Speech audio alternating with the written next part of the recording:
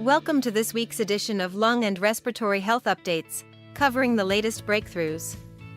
Brought to you by Lucid Quest.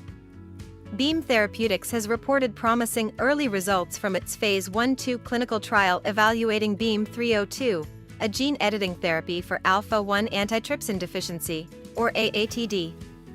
At the 60 mg dose, 91% of circulating alpha-1 antitrypsin, or AAT, consisted of the corrected Z-AAT protein by day 28. Concurrently, levels of the disease-causing Z-AAT variant were reduced by 79% in the same patient cohort.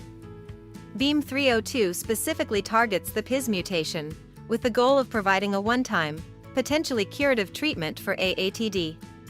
The study has now progressed to its fourth dose escalation cohort at 75 mg, with additional data anticipated in the second half of 2025.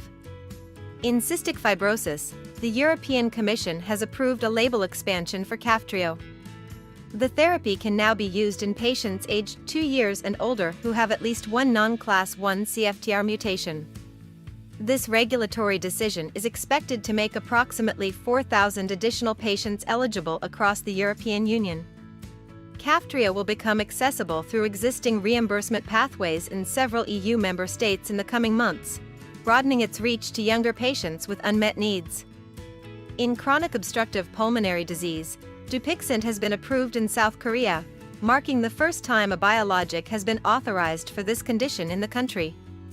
The approval is based on data from the Phase 3 Boreas and Notice trials, which showed that Dupixent reduces the risk of acute exacerbations by approximately 30% in patients with elevated eosinophil counts. The drug also significantly improved lung function and overall quality of life.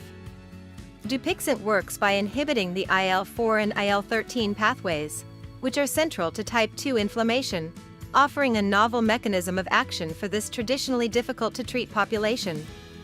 Promising results have also emerged for INNA-051, an intranasal therapy aimed at boosting innate immunity in older adults.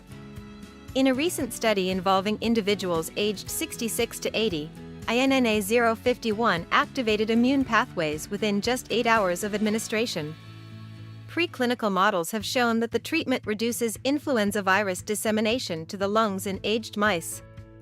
The therapy was well tolerated in human subjects, aligning with preclinical safety findings. A Phase 2 study is scheduled for late 2025 and will evaluate the compound's efficacy against multiple respiratory viruses in older populations.